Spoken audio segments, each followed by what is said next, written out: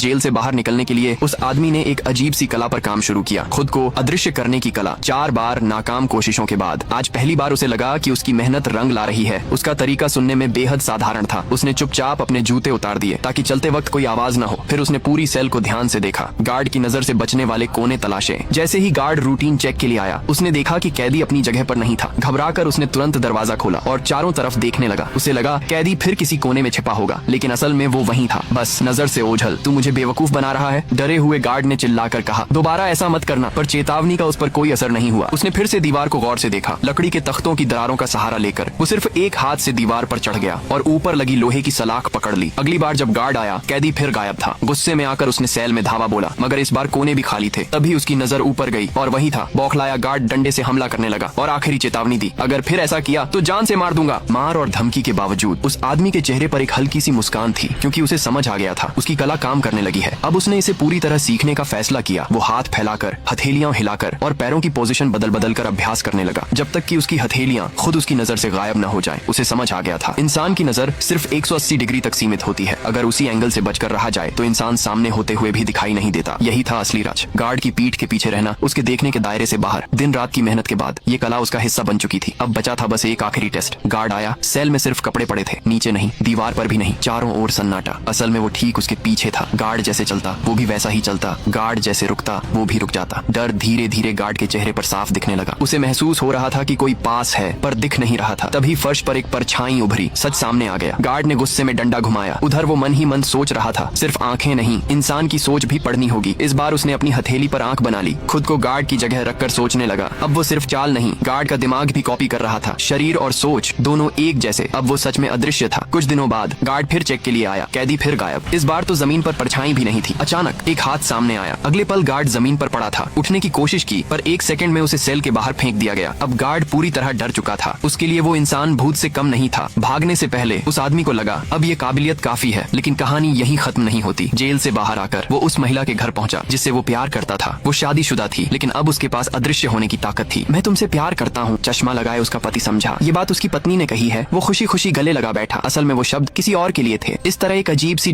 3 लोगों की कहानी शुरू हुई। अगली सुबह महिला ने ढेर सारा नाश्ता बनाया, वो सब जो उसे पसंद था। पति खुश था, क्योंकि बहुत दिनों बाद उसके चेहरे पर मुस्कान थी। फिर भी उसे अजीब सी ठंडक महसूस हो रही थी। लगता है कल रात कोई घर में था। महिला ने कुछ नहीं कहा, बस प्लेट आगे बढ़ा दी। वो मुड़ा, कोई नहीं, वापस घूमा। वो दूसरी तरफ खड़ा था। जितनी भी कोशिश की वो उसे देख नहीं पाया। खाना लेते वक्त 2 नजरों के बीच खामोश बातचीत चल रही थी। इतना क्यों मुस्कुरा रही हो? इतना पसंद आ रहा है क्या? और फिर जिंदगी ऐसे ही चलती रही। 3 लोग, एक सच्चाई और एक इंसान जो कभी दिखाई नहीं दिया।